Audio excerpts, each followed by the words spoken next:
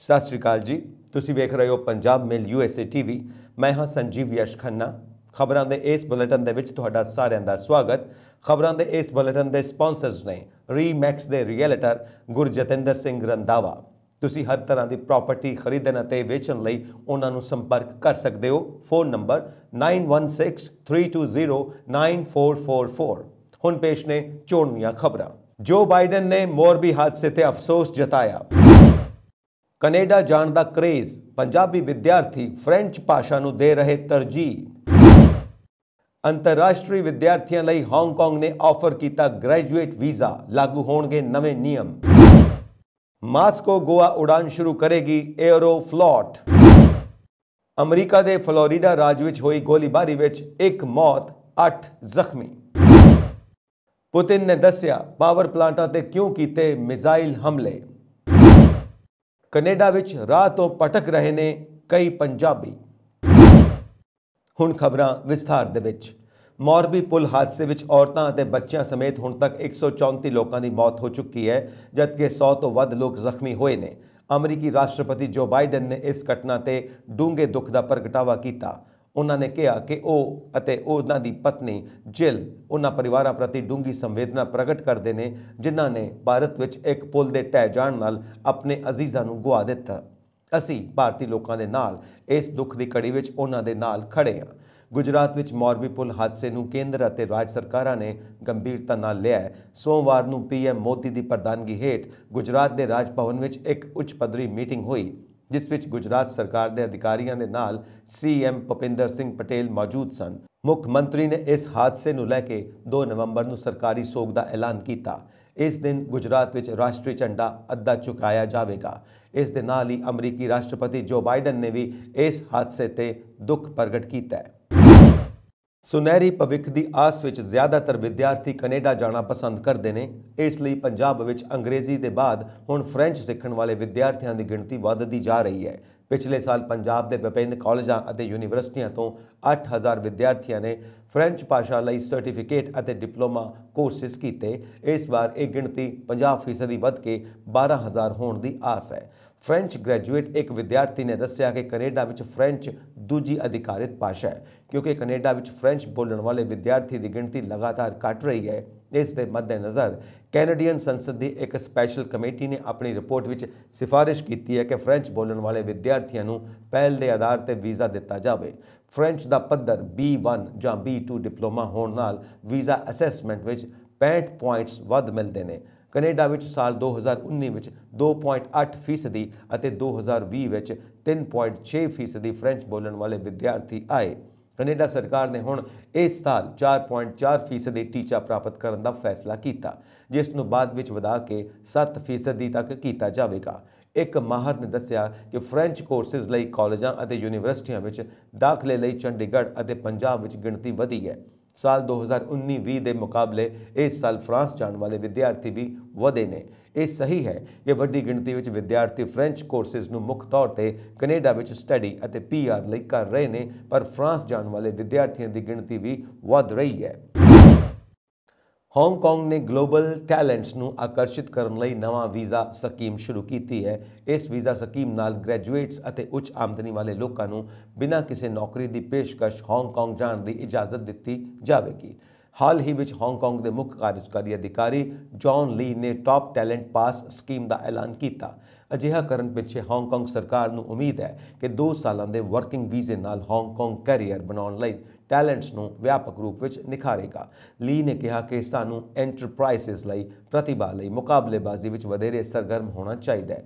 ली ने अगे कहा कि लोकल टैलेंट नूं सरगर्म ढंग नाल अगे वधाउण तो इलावा सरकार प्रतिभावां लई दुनिया भर विच सरगर्म रहेगी। यह स्कीम उन्हां व्यक्तियों नूं 2 सालों का वीज़ा प्रदान करती है जिन्हां दी 2021 विच सालाना तनख्वाह 2.5 मिलियन हांगकांग डॉलर जां इस तो भी वध सी अते पिछले 5 सालों विच घट्टो घट्ट 3 सालों के काम के तजर्बे के नाल विश्व दीयां चोटी दीयां 100 यूनीवर्सिटियां के ग्रेजुएट ने। कौंसलेट जनरल की वैबसाइट पर जुलाई 2022 के अपडेट अनुसार हांगकांग विच 42,000 तो वध भारती हैं। इन्हां विचों करीब 33,000 भारतीय पासपोर्ट रखते हैं।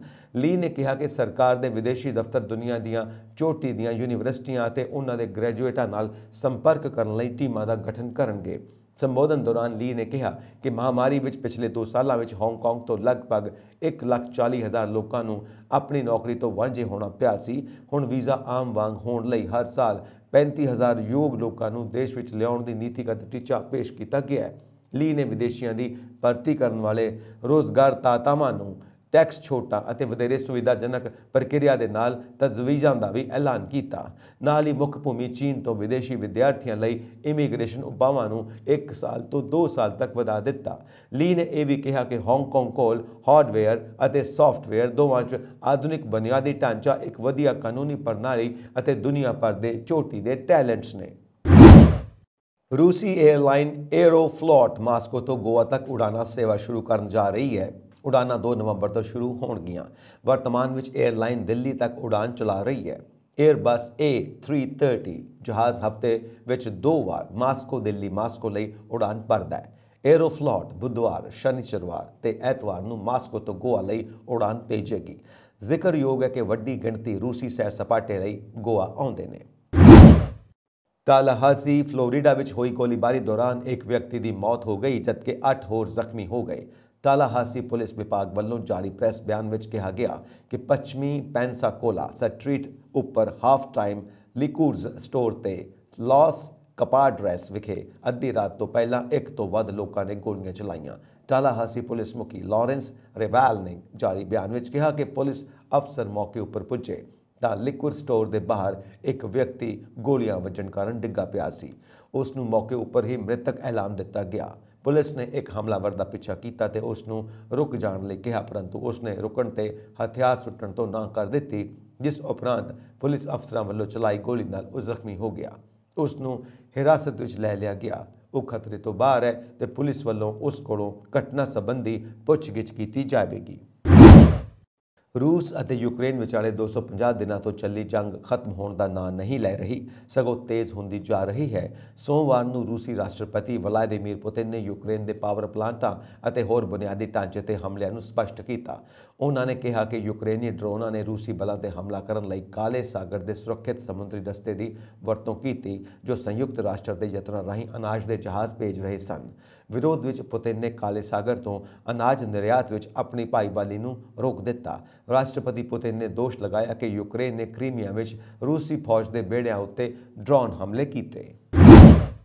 ਮਿਹਨਤ, ਲਗਨ ਤੇ ਸੇਵਾ ਭਾਵਨਾ ਲਈ ਦੁਨੀਆ ਭਰ ਵਿੱਚ ਜਾਣੇ ਜਾਂਦੇ ਪੰਜਾਬੀਆਂ ਨੇ ਕੈਨੇਡਾ ਦੀ ਧਰਤੀ ਤੇ ਚੰਗੇ ਮੁਕਾਮ ਹਾਸਿਲ ਕੀਤੇ ਨੇ, ਪਰ ਇਨ੍ਹਾਂ ਦਿਨੀ ਇਸ ਭਾਈਚਾਰੇ ਨੂੰ ਕਾਫੀ ਸ਼ਰਮਿੰਦਗੀ ਦਾ ਸਾਹਮਣਾ ਕਰਨਾ ਪੈ ਰਿਹਾ ਹੈ, ਕਿਉਂਕਿ ਕੈਨੇਡਾ ਵਿੱਚ ਕਈ ਪੰਜਾਬੀ ਨੌਜਵਾਨ ਇਸ ਵੇਲੇ ਰਾਹ ਤੋਂ ਭਟਕ ਰਹੇ ਨੇ। ਉਹਨਾਂ ਦਾ ਰੁਝਾਨ ਨਸ਼ੇ ਦੇ ਕਾਰੋਬਾਰ ਤੇ ਹੋਰ ਗਲਤ ਕੰਮਾਂ ਵਿੱਚ ਵੱਧ ਰਿਹਾ ਹੈ। ਪਿਛਲੇ 2 ਸਾਲਾਂ ਵਿੱਚ 3 ਵੱਡੇ ਗਿਰੋਹਾਂ ਵਿੱਚ ਜ਼ਿਆਦਾਤਰ ਪੰਜਾਬੀ ਮੂਲ ਦੇ ਨੌਜਵਾਨਾਂ ਦੀ ਸ਼ਮੂਲੀਅਤ ਪਾਈ ਗਈ, ਜੋ ਨਸ਼ੇ ਦੇ ਕਾਰੋਬਾਰ ਵਿੱਚ ਲੱਗੇ ਹੋਏ ਸਨ।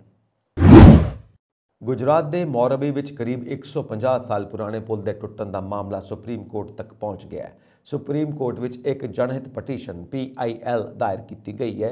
ਇਸ ਮਾਮਲੇ ਦੀ ਸੁਣਵਾਈ ਸੁਪਰੀਮ ਕੋਰਟ ਦੀ ਬੈਂਚ 14 ਨਵੰਬਰ 2022 ਨੂੰ ਕਰੇਗੀ। ਦਰਅਸਲ ਇੱਕ ਵਕੀਲ ਵੱਲੋਂ ਸੁਪਰੀਮ ਕੋਰਟ ਵਿੱਚ ਜਨਹਿਤ ਪਟੀਸ਼ਨ ਦਾਇਰ ਕੀਤੀ ਗਈ ਹੈ। ਮਾਮਲੇ ਦੀ ਜਾਂਚ ਸ਼ੁਰੂ ਕਰਨ ਲਈ ਸੇਵਾ ਮੁਕਤ ਚੋਟੀ ਦੇ ਜੱਜ ਦੀ ਨਿਗਰਾਨੀ ਹੇਠ ਇੱਕ ਨਿਆਂਇਕ ਕਮਿਸ਼ਨ ਨੂੰ ਤੁਰੰਤ ਨਿਯੁਕਤ ਕਰਨ ਲਈ ਨਿਰਦੇਸ਼ ਦੇਣ ਲਈ ਸੁਪਰੀਮ ਕੋਰਟ ਵਿੱਚ ਪਟੀਸ਼ਨ ਦਾਇਰ ਕੀਤੀ ਗਈ ਹੈ। ਪਟੀਸ਼ਨ ਵਿੱਚ ਵਕੀਲ ਨੇ ਵਾਤਾਵਰਣ ਅਤੇ ਸੁਰੱਖਿਆ ਨੂੰ ਯਕੀਨੀ ਬਣਾਉਣ ਲਈ ਪੁਰਾਣੇ ਅਤੇ ਜੋਖਮ ਭਰੇ ਸਮਾਰਕਾਂ ਅਤੇ ਪੁਲਾਂ ਦੇ ਸਰਵੇਖਣ ਅਤੇ ਮੁਲਾਂਕਣ ਲਈ ਇੱਕ ਕਮੇਟੀ ਬਣਾਉਣ ਲਈ ਸੂਬਾ ਸਰਕਾਰਾਂ ਨੂੰ ਨਿਰਦੇਸ਼ ਦੇਣ ਦੀ ਮੰਗ ਕੀਤੀ ਹੈ। ਪਟੀਸ਼ਨ ਵਿੱਚ ਸੂਬਿਆਂ ਵਿੱਚ ਸਥਾਈ ਆਫਤ ਜਾਂਚ ਟੀਮਾਂ ਨੇ ਅਜਿਹੀਆਂ ਤਰਾਸਦੀਆਂ ਵਿੱਚ ਤੁਰੰਤ ਸ਼ਾਮਿਲ ਹੋਣ ਲਈ ਨਿਰਦੇਸ਼ ਦੇਣ ਦੀ ਵੀ ਮੰਗ ਕੀਤੀ ਹੈ। ਦੱਸਣਯੋਗ ਹੈ ਕਿ ਐਤਵਾਰ ਨੂੰ ਮੱਛੂ ਨਦੀ ਤੇ ਕੇਬਲ ਪੁਲ ਟੁੱਟ ਗਿਆ ਅਤੇ ਸੋਮਵਾਰ ਨੂੰ ਇਸ ਹਾਦਸੇ ਵਿੱਚ ਮਰਨ ਵਾਲਿਆਂ ਦੀ ਗਿਣਤੀ 134 ਹੋ ਗਈ। ਹਾਦਸੇ ਤੋਂ ਪਹਿਲਾਂ ਦੀ ਵੀਡੀਓ ਕਲਿੱਪ ਵਿੱਚ ਦੇਖਿਆ ਜਾ ਸਕਦਾ ਹੈ ਕਿ ਪੁਲ ਸਕਿੰਟਾਂ ਵਿੱਚ ਹੀ ਢਹਿ ਗਿਆ ਅਤੇ ਇਸ ਦੇ ਮੌਜੂਦ ਵੱਡੀ ਗਿਣਤੀ ਵਿੱਚ ਲੋਕ ਨਦੀ ਵਿੱਚ ਜਾ ਡਿੱਗੇ। ਮੋਰਬੀ ਪੁਲ ਦਾ ਪ੍ਰਬੰਧਨ ਕਰਨ ਵਾਲੇ ਓਰੇਵਾ ਸਮੂਹ ਦੇ 4 ਕਾਮਿਆਂ ਸਮੇਤ 9 ਲੋਕਾਂ ਨੂੰ ਸੋਮਵਾਰ ਨੂੰ ਗ੍ਰਿਫਤਾਰ ਕਰ ਲਿਆ ਗਿਆ।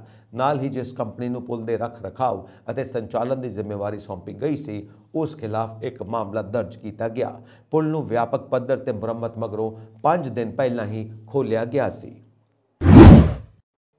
ਗੁਜਰਾਤ ਦੇ ਮੋਰਬੀ ਪੁਲ ਹਾਦਸੇ ਤੇ ਪ੍ਰਧਾਨ ਮੰਤਰੀ ਨਰਿੰਦਰ ਮੋਦੀ ਨੇ ਗਾਂਧੀ ਨਗਰ ਵਿੱਚ ਹਾਈ ਲੈਵਲ ਮੀਟਿੰਗ ਬੁਲਾਈ।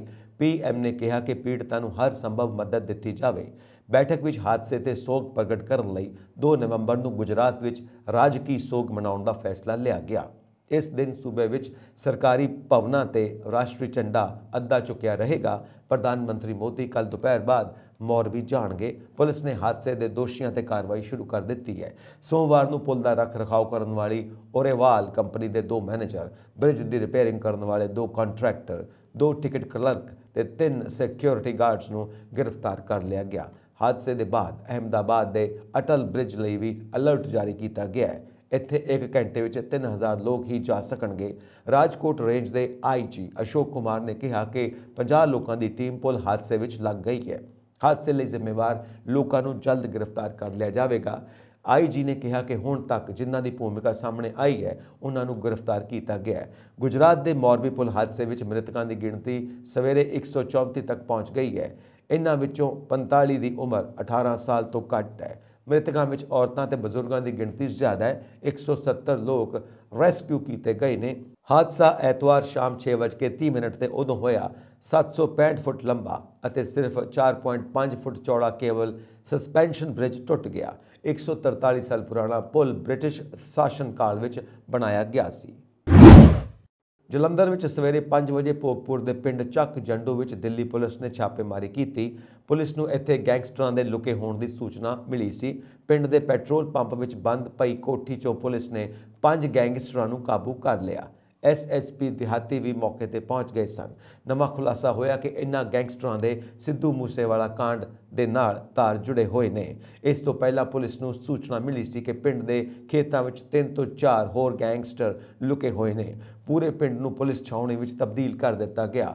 ਦਿੱਲੀ ਪੁਲਿਸ ਅਤੇ ਪੰਜਾਬ ਪੁਲਿਸ ਸਾਂਝੇ ਤੌਰ ਤੇ ਕਾਰਵਾਈ ਕਰ ਰਹੀ ਹੈ। ਪੁਲਿਸ ਨੇ ਪਿੰਡ ਨੂੰ ਚਾਰੇ ਪਾਸਿਓਂ ਘੇਰ ਲਿਆ। ਇਸ ਦੇ ਨਾਲ ਹੀ ਖੇਤਾਂ ਨੂੰ ਵੀ ਚਾਰੇ ਪਾਸਿਓਂ ਘੇਰ ਲਿਆ ਗਿਆ। ਪਿੰਡ ਦੇ ਆਲੇ ਦੁਆਲੇ ਗੈਂਗਸਟਰਾਂ ਦੀ ਭਾਲ ਕੀਤੀ ਗਈ। ਦਿੱਲੀ ਪੁਲਿਸ ਨੇ ਜਲੰਧਰ ਪੁਲਿਸ ਦੀ ਮਦਦ ਨਾਲ ਵਿਜੇ ਅਤੇ ਨਾਨੂ ਨਾਂ ਦੇ 2 ਗੈਂਗਸਟਰਾਂ ਨੂੰ ਗ੍ਰਿਫਤਾਰ ਕੀਤਾ। ਦੋਵਾਂ ਕੋਲੋਂ ਹਥਿਆਰ ਵੀ ਬਰਾਮਦ ਹੋਏ। ਦਿੱਲੀ ਪੁਲਿਸ ਨੂੰ 4 ਹੋਰ ਗੈਂਗਸਟਰਾਂ ਦੇ ਖੇਤਾਂ ਵਿੱਚ ਲੁਕੇ ਹੋਣ ਦੀ ਸੂਚਨਾ ਮਿਲੀ ਸੀ। ਡਰੋਨ ਦੀ ਮਦਦ ਨਾਲ ਉਹਨਾਂ ਦੀ ਭਾਲ ਕੀਤੀ ਜਾ ਰਹੀ ਹੈ। ਹਾਲਾਂਕਿ ਅਜੇ ਤੱਕ ਕਿਸੇ ਵੀ ਪੱਖ ਨੇ ਗੋਲੀਬਾਰੀ ਨਹੀਂ ਕੀਤੀ। ਇਹ ਗੈਂਗਸਟਰ ਅੰਮ੍ਰਿਤਸਰ ਦਾ ਰਹਿਣ ਵਾਲਾ ਹੈ ਅਤੇ ਵੱਡੀ ਵਾਰਦਾਤ ਨੂੰ ਅੰਜਾਮ ਦੇਣ ਤੋਂ ਬਾਅਦ ਦਿੱਲੀ ਆਇਆ ਹੈ। ਹਾਲਾਂਕਿ ਇਸ ਸਬੰਧ ਵਿੱਚ ਅਧਿਕਾਰਿਤ ਬਿਆਨ ਜਾਰੀ ਨਹੀਂ ਕੀਤਾ ਗਿਆ। ਦੱਸ ਦਈਏ ਕਿ ਇਸ ਤੋਂ ਪਹਿਲਾਂ ਪੰਜਾਬੀ ਗਾਇਕ ਸਿੱਧੂ ਮੂਸੇਵਾਲਾ ਕਤਲकांड ਨਾਲ ਸੰਬੰਧਿਤ 2 ਸ਼ੂਟਰ ਮਨਪ੍ਰੀਤ ਸਿੰਘ ਮੰਨੂ ਅਤੇ ਜਗਰੂਪ ਸਿੰਘ ਰੂਪਾ ਦਾ ਪੰਜਾਬ ਪੁਲਿਸ ਵੱਲੋਂ ਐਨਕਾਊਂਟਰ ਕੀਤਾ ਗਿਆ ਸੀ। ਇਹ ਦੋਵੇਂ ਅਟਾਰੀ ਨੇੜਲੇ ਪਿੰਡ ਪਕਨਾ ਵਿੱਚ ਇੱਕ ਸੁਨਸਾਨ ਕੋਠੀ ਵਿੱਚ ਲੁਕੇ ਹੋਏ ਸਨ। ਮੁਕਾਬਲੇ ਦੌਰਾਨ ਦੋਵਾਂ ਪਾਸਿਆਂ ਤੋਂ ਗੋਲੀਆਂ ਚਲਾਈਆਂ ਗਈਆਂ। ਲੁਧਿਆਣਾ ਵਿੱਚ ਅੱਜ ਸਵੇਰੇ ਗੈਸ ਲੀਕ ਹੋ ਗਈ। ਇਹ ਲੀਕ ਗਿਆਸਪੁਰਾ ਦੀ ਇੱਕ ਫੈਕਟਰੀ ਵਿੱਚ ਹੋਈ। ਗੈਸ ਲੀਕ ਹੋਣ ਕਾਰਨ ਕੁਝ ਲੋਕਾਂ ਦੀ ਹਾਲਤ ਵੀ ਵਿਗੜ ਗਈ, ਪਰ ਉਹਨਾਂ ਨੂੰ ਸਮੇਂ ਸਿਰ ਰੈਸਕਿਊ ਕਰ ਲਿਆ ਗਿਆ। ਗੈਸ ਲੀਕ ਹੁੰਦੇ ਹੋਏ ਲੋਕਾਂ ਵਿੱਚ ਭਾਜੜਾਂ ਪੈ ਗਈਆਂ। ਗੈਸ ਲੀਕ ਹੋਣ ਤੋਂ ਬਾਅਦ ਪੂਰੇ ਇਲਾਕੇ ਨੂੰ ਸੀਲ ਕਰ ਦਿੱਤਾ ਗਿਆ। ਇਹ ਘਟਨਾ ਲక్ష్ਮੀ ਮੈਡੀਕਲ ਗੈਸ ਏਜੰਸੀ ਨੇੜੇ ਸਤਨਾਮ ਕਾਂਤਾ ਦੀ ਦੱਸੀ ਜਾ ਰਹੀ ਹੈ। ਗੈਸ ਲੀਕ ਹੋਣ ਦੀ ਸੂਚਨਾ ਤੁਰੰਤ ਇਲਾਕਾ ਪੁਲਿਸ ਅਤੇ ਐਂਬੂਲੈਂਸ ਨੂੰ ਦਿੱਤੀ ਗਈ। ਮੌਕੇ ਤੇ ਪਹੁੰਚੇ ਅਧਿਕਾਰੀਆਂ ਨੇ ਗੈਸ ਲੀਕ ਵਾਲੀ ਥਾਂ ਨੂੰ ਫਿਲਹਾਲ ਸੀਲ ਕਰ ਦਿੱਤਾ ਹੈ। ਦੱਸਿਆ ਜਾ ਰਿਹਾ ਹੈ ਕਿ ਇਲਾਕੇ ਵਿੱਚ ਸਥਿਤੀ ਅਜੇ ਕਾਬੂ ਹੇਠ ਹੈ। ਦੱਸਿਆ ਜਾ ਰਿਹਾ ਹੈ ਕਿ ਜਿਸ ਫੈਕਟਰੀ ਤੋਂ ਗੈਸ ਲੀਕ ਹੋਈ ਹੈ ਉਹ ਆਕਸੀਜਨ ਬਣਾਉਣ ਵਾਲੀ ਫੈਕਟਰੀ ਹੈ। ਇਹ ਘਟਨਾ ਫੈਕਟਰੀ ਵਿੱਚ ਪਾਈਪ ਫਟਣ ਕਾਰਨ ਵਾਪਰੀ। ਮਿਲੀ ਜਾਣਕਾਰੀ ਮੁਤਾਬਿਕ ਗਿਆਸਪੁਰਾ ਇਲਾਕੇ ਵਿੱਚ ਵੈਲਟੈਕ ਇੰਡਸਟਰੀ ਵਿੱਚ ਆਕਸੀਜਨ ਤਿਆਰ ਕੀਤੀ ਜਾਂਦੀ ਹੈ। CO2 ਗੈਸ ਦਾ ਟੈਂਕਰ ਮੰਗਲਵਾਰ ਸਵੇਰੇ ਆਇਆ ਸੀ। ਅਚਾਨਕ ਗੈਸ ਲੀਕ ਹੋਣ ਲੱਗੀ ਅਤੇ ਭਗਦੜ ਮਚ ਗਈ, ਜਿਸ ਤੋਂ ਬਾਅਦ ਫੈਕਟਰੀ ਨੂੰ ਖਾਲੀ ਕਰਵਾ ਲਿਆ ਗਿਆ। ਆਲੇ ਦੁਆਲੇ ਦੇ ਇਲਾਕੇ ਨੂੰ ਵੀ ਖਾਲੀ ਕਰਵਾ ਲਿਆ ਗਿਆ। ਅਧਿਕਾਰੀਆਂ ਦਾ ਕਹਿਣਾ ਹੈ ਕਿ ਮਾਮਲੇ ਦੀ ਜਾਂਚ ਕੀਤੀ ਜਾ ਰਹੀ ਹੈ। ਜਾਂਚ ਤੋਂ ਪਹਿਲਾਂ ਕੁਝ ਵੀ ਕਹਿਣਾ ਕਾਹਲੀ ਹੋਵੇਗੀ। ਡੇਰਾ ਮੁਖੀ ਗੁਰਮੀਤ ਰਾਮ ਰਹੀਮ ਨੂੰ ਪੈਰੋਲ ਦੇਣ ਦਾ ਮਾਮਲਾ ਹਾਈ ਕੋਰਟ ਵਿੱਚ ਪਹੁੰਚ ਗਿਆ ਹੈ। ਹਾਈ ਕੋਰਟ ਵਿੱਚ ਪਟੀਸ਼ਨ ਦਾਖਲ ਕਰਦੇ ਹੋਏ ਐਡਵੋਕੇਟ HC ਅਰੋੜਾ ਨੇ ਕਿਹਾ ਕਿ ਰਾਮ ਰਹੀਮ ਨੂੰ ਪੈਰੋਲ ਦੇਣ ਦੇ ਚੱਲਦੇ ਸ਼ਾਂਤੀ ਭੰਗ ਹੋਣ ਦਾ ਖਤਰਾ ਵੱਧ ਗਿਆ ਹੈ। ਰਾਮ ਰਹੀਮ YouTube ਤੇ ਵੀਡੀਓ ਪਾ ਰਿਹਾ ਹੈ ਜੋ ਡਿਲੀਟ ਕੀਤੇ ਜਾਣੇ ਚਾਹੀਦੇ ਨੇ। ਰਾਮ ਰਹੀਮ ਦੇ ਪੈਰੋਲ ਤੇ ਬਾਹਰ ਆਉਣ ਤੋਂ ਬਾਅਦ ਹੀ ਲਗਾਤਾਰ ਡੇਰਾ ਸਮਰਥਕਾਂ ਤੇ ਆਮ ਲੋਕਾਂ ਵਿੱਚ ਤਣਾਅ ਦਾ ਸਿਲਸਿਲਾ ਵਧਣ ਲੱਗਾ। ਹਾਈ ਕੋਰਟ ਵਿੱਚ ਦਾਖਲ ਇਸ ਪਟੀਸ਼ਨ ਤੇ ਜਲਦ ਸੁਣਵਾਈ ਹੋਵੇਗੀ। ਇਸ ਤੋਂ ਪਹਿਲਾਂ ਪੰਜਾਬ ਦੇ ਹਰਿਆਣਾ ਹਾਈ ਕੋਰਟ ਦੇ ਐਡਵੋਕੇਟ HC ਅਰੋੜਾ ਨੇ ਹਰਿਆਣਾ ਸਰਕਾਰ ਨੂੰ ਲੀਗਲ ਨੋਟਿਸ ਜਾਰੀ ਕਰਕੇ ਰਾਮ ਰਹੀਮ ਦੀ ਪੈਰੋਲ ਨੂੰ ਰੱਦ ਕਰਨ ਦੀ ਮੰਗ ਕੀਤੀ ਸੀ। ਹੱਤਿਆ ਤੇ ਸਾਧਵੀਆਂ ਨਾਲ ਯੌਨ ਸ਼ੋਸ਼ਣ ਦੇ ਮਾਮਲੇ ਵਿੱਚ ਸਜ਼ਾ ਕੱਟ ਰਹੇ ਗੁਰਮੀਤ ਰਾਮ ਰਹੀਮ ਨੂੰ ਕੁਝ ਸਮਾਂ ਪਹਿਲਾਂ ਪੈਰੋਲ ਦਿੱਤੀ ਗਈ ਸੀ। ਕਾਨੂੰਨੀ ਨੋਟਿਸ ਜਾਰੀ ਕਰਦਿਆਂ ਐਡਵੋਕੇਟ HC ਅਰੋੜਾ ਨੇ ਕਿਹਾ ਕਿ ਰਾਮ ਰਹੀਮ ਬਹੁਤ ਗੰਭੀਰ ਅਪਰਾਧਾਂ ਦਾ ਦੋਸ਼ੀ ਹੈ ਅਤੇ ਅਜਿਹੇ ਅਪਰਾਧੀ ਨੂੰ ਪੈਰੋਲ ਦਾ ਲਾਭ ਨਹੀਂ ਦਿੱਤਾ ਜਾਣਾ ਚਾਹੀਦਾ। ਅਰੋੜਾ ਨੇ ਹਰਿਆਣਾ ਸਰਕਾਰ ਨੂੰ ਕਾਨੂੰਨੀ ਨੋਟਿਸ ਵਿੱਚ ਰਾਮ ਰਹੀਮ ਦੀ ਪੈਰੋਲ ਤੁਰੰਤ ਰੱਦ ਕਰਨ ਦੀ ਮੰਗ ਕੀਤੀ ਹੈ। ਅਰੋੜਾ ਨੇ ਨੋਟਿਸ ਵਿੱਚ ਕਿਹਾ ਕਿ ਅਜਿਹੇ ਅਪਰਾਧੀ ਨੂੰ ਆਪਣਾ ਪ੍ਰਚਾਰ ਕਰਨ ਦੀ ਇਜਾਜ਼ਤ ਨਹੀਂ ਦਿੱਤੀ ਜਾਣੀ ਚਾਹੀਦੀ। ਡੇਰਾ ਮੁਖੀ ਗੁਰਮੀਤ ਰਾਮ ਰਹੀਮ ਰੋਹਤਕ ਦੀ ਸੁਨਾਰੀਆ ਜੇਲ੍ਹ ਤੋਂ 40 ਦਿਨਾਂ ਦੀ ਪੈਰੋਲ ਤੇ ਬਰਨਾਵਾ ਆਸ਼ਰਮ ਵਿੱਚ ਹੈ। ਇਸ ਦੌਰਾਨ ਉਹ ਪਹਿਲਾਂ ਵਾਂਗ ਸਟੇਜ ਤੇ ਬੈਠਦਾ ਹੈ, ਆਨਲਾਈਨ ਆਉਂਦਾ ਹੈ ਅਤੇ ਹੱਥ ਵਿੱਚ ਮੋਰ ਦੇ ਖੰਭ ਲੈ ਕੇ ਸਤਸੰਗ ਕਰਦਾ ਹੈ। ਇਸ ਤੋਂ ਇਲਾਵਾ ਉਹ ਭਜਨ ਵੀ ਗਾਉਂਦਾ ਹੈ ਅਤੇ ਸ਼ਰਧਾਲੂਆਂ ਨੂੰ ਗੁਰੂ ਮੰਤਰ ਦਿੰਦਾ ਹੈ। ਹਰਿਆਣਾ ਵਿੱਚ ਪੰਚਾਇਤੀ ਚੋਣਾਂ ਤੋਂ ਪਹਿਲਾਂ ਪੈਰੋਲ ਤੇ ਰਿਹਾ ਹੋਏ ਡੇਰਾ ਸੱਚਾ ਸੌਦਾ ਮੁਖੀ ਗੁਰਮੀਤ ਰਾਮ ਰਹੀਮ ਦੇ ਡੇਰੇ ਤੇ ਪੰਜਾਬ ਦੇ ਇੱਕ ਮੰਤਰੀ ਦੀ ਮੌਜੂਦਗੀ ਵਿਵਾਦਾਂ ਵਿੱਚ ਘਿਰ ਗਈ ਹੈ।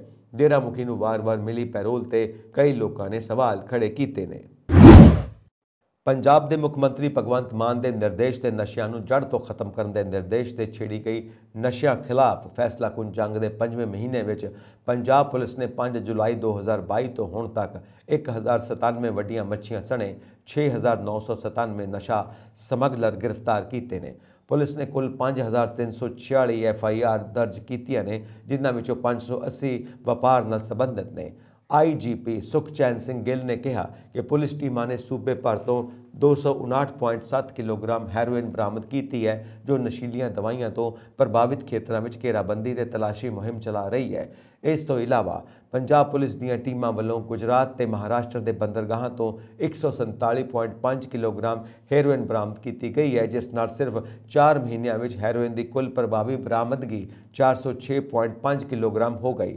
ਪੁਲਿਸ ਨੇ ਭਾਰੀ ਮਾਤਰਾ ਵਿੱਚ ਹੈਰੋਇਨ ਜ਼ਬਤ ਕਰਨ ਤੋਂ ਇਲਾਵਾ ਸੂਬੇ ਭਰ ਤੋਂ 300 ਕਿਲੋਗ੍ਰਾਮ ਅਫੀਮ, 197.2 ਕਿਲੋਗ੍ਰਾਮ ਗਾਂਜਾ, 293 ਕੁਇੰਟਲ ਪੋਸਟ ਤੇ 27.56 ਲੱਖ ਨਸ਼ੀਲੇ ਕੈਪਸੂਲ ਫਾਰਮਾ ਓਪੀਓਇਡਸ ਦੀਆਂ ਸ਼ੀਸ਼ੀਆਂ ਬਰਾਮਦ ਕੀਤੀਆਂ ਨੇ। ਪੁਲਿਸ ਨੇ ਇਨ੍ਹਾਂ 4 ਮਹੀਨਿਆਂ ਵਿੱਚ ਗ੍ਰਿਫਤਾਰ ਕੀਤੇ ਗਏ ਨਸ਼ਾ ਸਮਗਲਰਾਂ ਦੇ ਕਬਜ਼ੇ ਵਿੱਚੋਂ 4.49 ਕਰੋੜ ਰੁਪਏ ਦੀ ਡਰੱਗ ਮਨੀ ਵੀ ਬਰਾਮਦ ਕੀਤੀ ਹੈ। ਪੁਲਿਸ ਨੇ ਇਨ੍ਹਾਂ 4 ਮਹੀਨਿਆਂ ਵਿੱਚ ਗ੍ਰਿਫਤਾਰ ਕੀਤੇ ਗਏ ਨਸ਼ੇ ਤਸਕਰਾਂ ਦੇ ਕਬਜ਼ੇ ਵਿੱਚੋਂ 4.49 ਕਰੋੜ ਰੁਪਏ ਦੀ ਡਰੱਗ ਮਨੀ ਬਰਾਮਦ ਕੀਤੀ।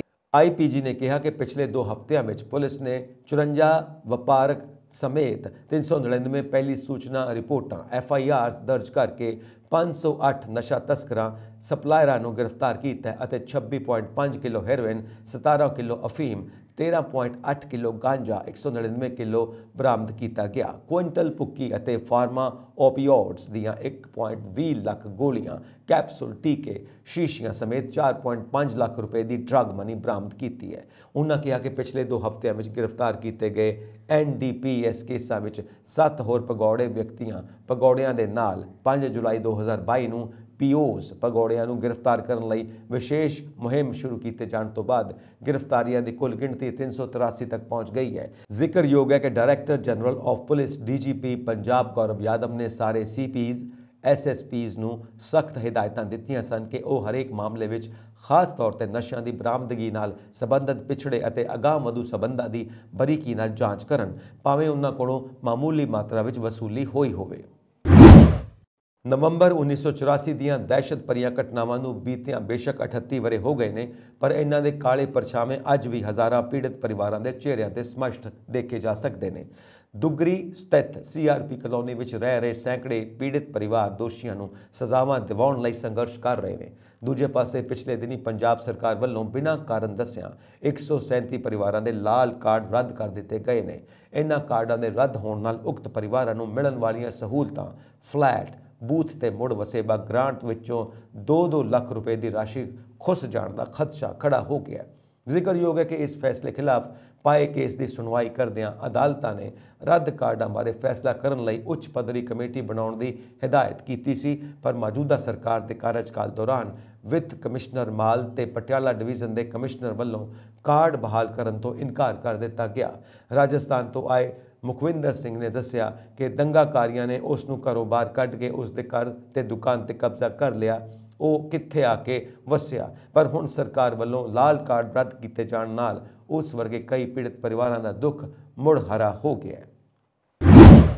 ਸਰਕਾਰ ਦੇ ਸਾਰੇ ਦਾਅਵਿਆਂ ਦੇ ਬਾਵਜੂਦ ਪੰਜਾਬ ਵਿੱਚ ਪਰਾਲੀ ਸਾੜਨ ਦੇ ਮਾਮਲੇ ਰਿਕਾਰਡ ਤੋੜ ਰਹੇ ਨੇ।